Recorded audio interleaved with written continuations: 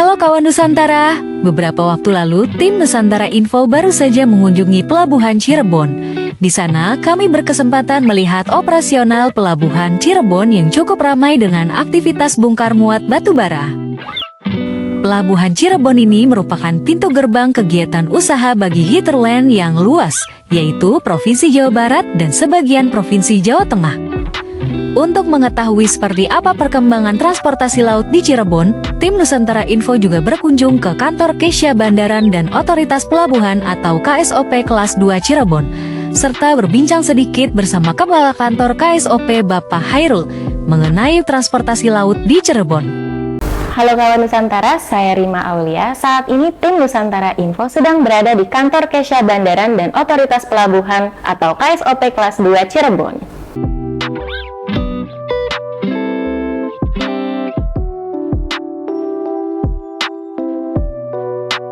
Saat ini saya sudah bersama Bapak Hairul selaku Kepala Kantor KSOP Kelas 2 Cirebon. Hari ini kita akan berbincang mengenai konektivitas transportasi laut di Cirebon. Bapak, halo, apa kabar? Kabar baik, Mbak.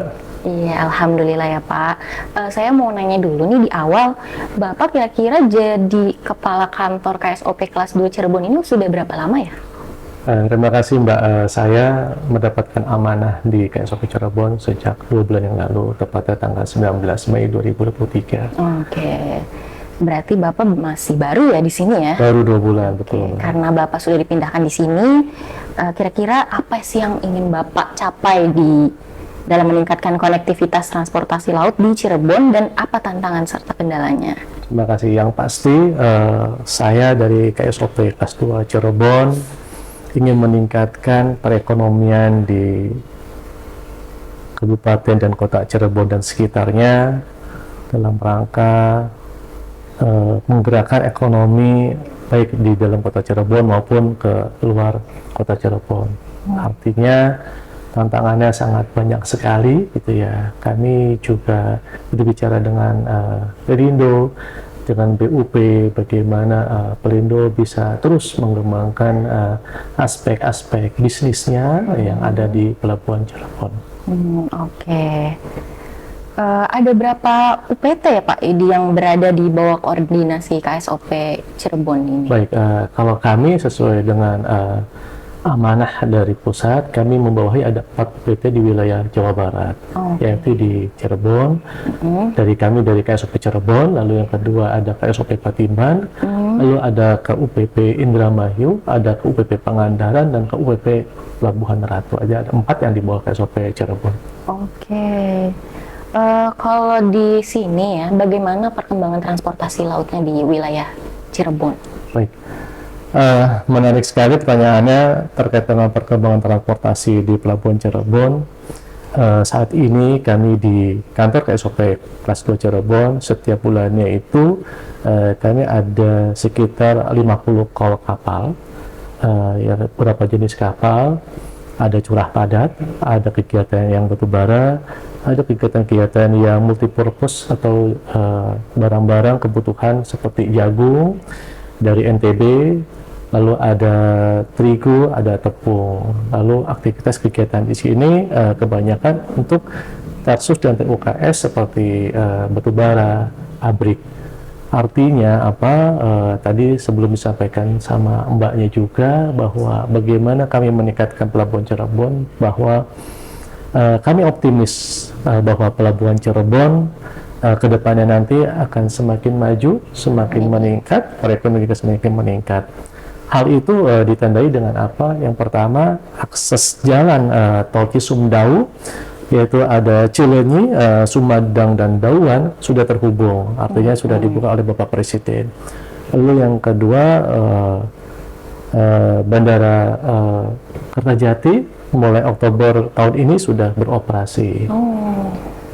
Lalu ada beberapa pergerakan-pergerakan logistik tracking dari Bandung menuju ke Cirebon. Hal itu yang menurut saya sangat baik sekali. Gitu. Bagaimana Pelabuhan Cirebon itu bisa meningkat ya, bahwa kami seperti katakan tadi, kami optimis bahwa Cirebon itu lokasinya wilayah itu seksi sekali. Kenapa seksi? Karena sudah dibukanya akses tol Cisumdawu, yaitu tol Cileunyi, Sumedang dan Dawan. Lalu yang kedua, penerbangan di Kertajati tahun ini bulan Oktober juga sudah mulai beroperasi. Lalu pergerakan-pergerakan dua poin itu yang membuat kami lebih optimis ke depannya bahwa Pelabuhan Cirebon ke depannya semakin meningkat. Lalu yang ketiga, kami beberapa waktu yang lalu kemarin berkunjung ke wilayah kerja kami di bagian timur, itu ada di daerah Kanci dan Gebang, bahwa tanah-tanah sekitar sana di pinggir jalan itu sudah dimiliki oleh swasta, yaitu kegunaannya untuk warehouse, untuk factory. Kedepannya nanti mereka akan membangun gudang dan membangun pabrik yang ada di sekitar timur di wilayah Pelabuhan Cirebon. Artinya ke depan nanti Pelabuhan Cirebon kami optimis. Lalu yang selanjutnya ada pergerakan ekspor. Nah, pergerakan ekspor ini Cirebon itu masih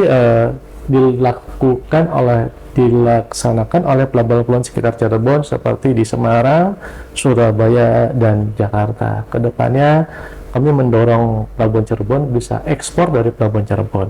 Kami sudah bertemu dengan Kepala Bea Cukai Cirebon. Kami sudah membahas bagaimana ekspor bisa dilakukan di Pelabuhan Cirebon. Berarti dari apa yang Bapak sampaikan ya, berarti kehadiran transportasi laut khususnya di KSOP Cirebon ini, Bapak setuju ya untuk itu penting sekali gitu dalam ekspor, impor, terus pengiriman barang sama batu bara begitu ya. Kalau menurut Bapak sendiri, kenapa transportasi laut itu bisa penting sekali gitu ada di sini? Ya, kenapa transportasi laut itu penting sekali di Pelabuhan Cirebon? Karena muatan logistik, pergerakan logistik yang besar itu melalui transportasi laut.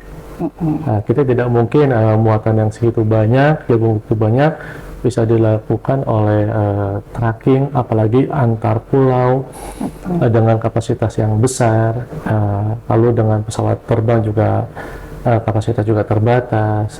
Kami juga fokus di sini transportasi laut itu menggunakan kapal, karena kami melayani dari pulau ke pulau sampai dengan ke seluruh Indonesia, dan harapannya bisa ekspor impor juga dari Pelabuhan Cirebon.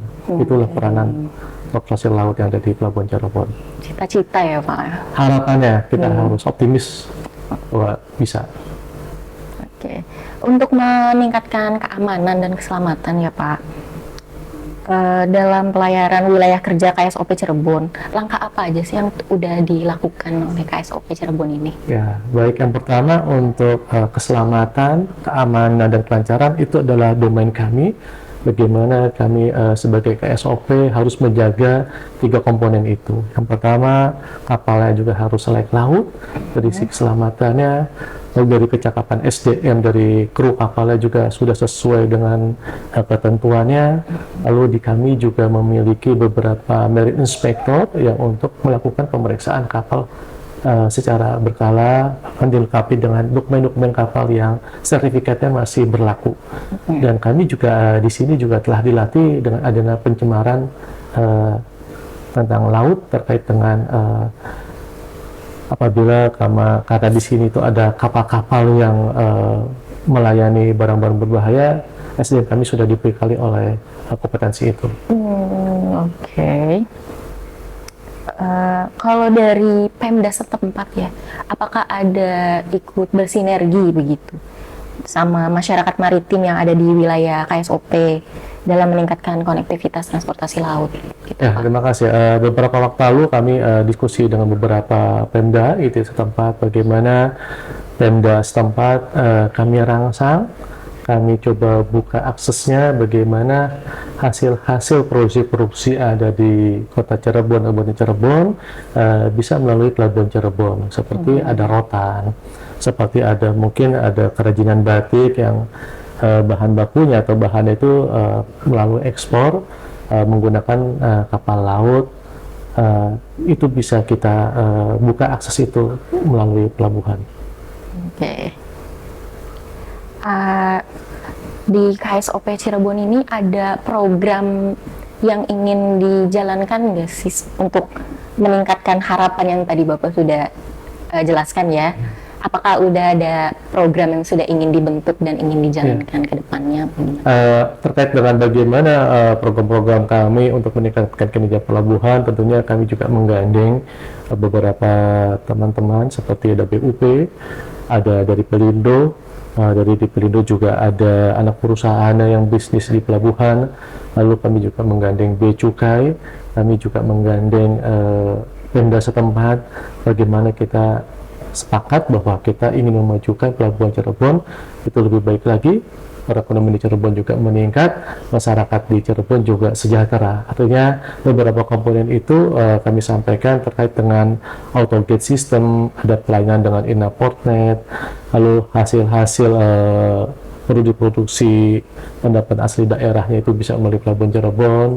Artinya tahapan-tahapan itu kita akan coba, dan kita sudah melaksanakan beberapa tahapan-tahapan itu bagaimana pelabuhan Cirebon bisa lebih baik lagi.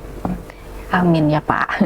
Terima kasih ya Bapak atas waktunya. Sukses terus untuk KSOP kelas 2 Cirebon. Semoga tercapai harapan-harapannya. Amin. Demikian bincang-bincang tim Nusantara Info dengan Bapak Khairul, Kepala Kantor KSOP kelas 2 Cirebon. Sampai jumpa di bincang-bincang tim Nusantara Info lainnya. Terima kasih. Salam satu Nusantara.